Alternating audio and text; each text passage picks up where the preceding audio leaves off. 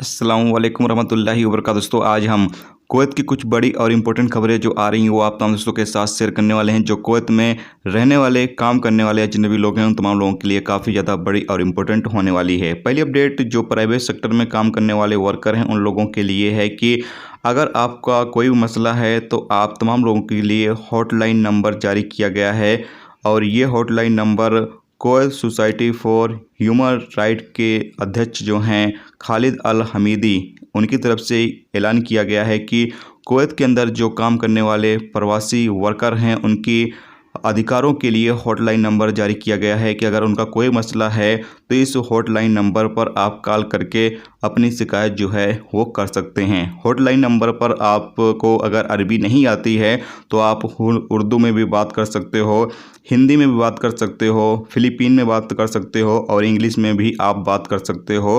और अरबी की भी लैंग्वेज दी गई है, यानी कि यहाँ पर अरबी, इंग्लिश, फिलिपीन, हिंदी, उर्दू, ये 4-5 लैंग्वेज दी गई है। इन 4-5 लैंग्वेज में आप बात करके अपनी जो भी शिकायत है वो आप कर सकते हो। तो ये एक अच्छी खबर है कुवैत के अंदर जो काम करने वाले प्रवासी कामगार हैं उन तमाम लोगों के लिए कि अगर आपका कोई भी मसला है तो नंबर जैसा कि आप सामने स्क्रीन पे देख सकते हैं, इस नंबर पर आपको कॉल कर जो भी अपनी शिकायत है वो आपको करनी होगी।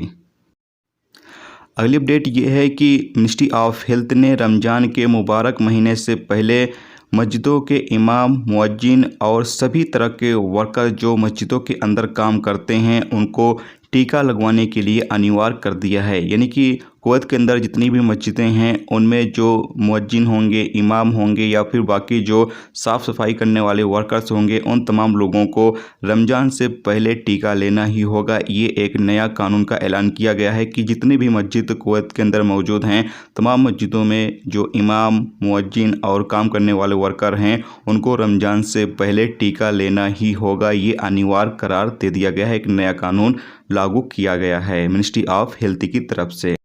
अगली अपडेट ये है कि बहुत सारे दोस्तों के मेरे पास लगातार सवाल आ रहे हैं कि भाई 18 नंबर वीज़ा वाले कब तक कुवैत के अंदर एंट्री कर सकते हैं।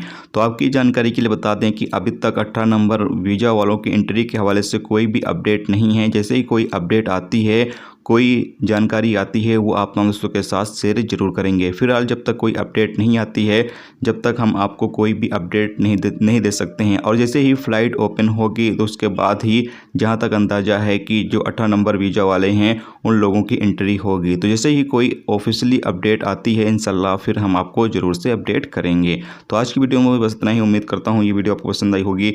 पसंद आई है वीडियो को लाइक करें, शेयर करें, चैनल पर नए हो चैनल को सब्सक्राइब कर लें, क्योंकि यहाँ पर आपको कुवैत के हवाले से जो भी ताज़ा अपडेट, ताज़ा मालूमात होती हैं वो आप दोस्तों के साथ शेयर की जाती रहती हैं। चलिए फिर मिलते हैं नेक्स्ट वीडियो नेक्स्ट टॉपिक के साथ। जब तक रखिए अपना ख्याल, ओके, खुदा हाफिज़।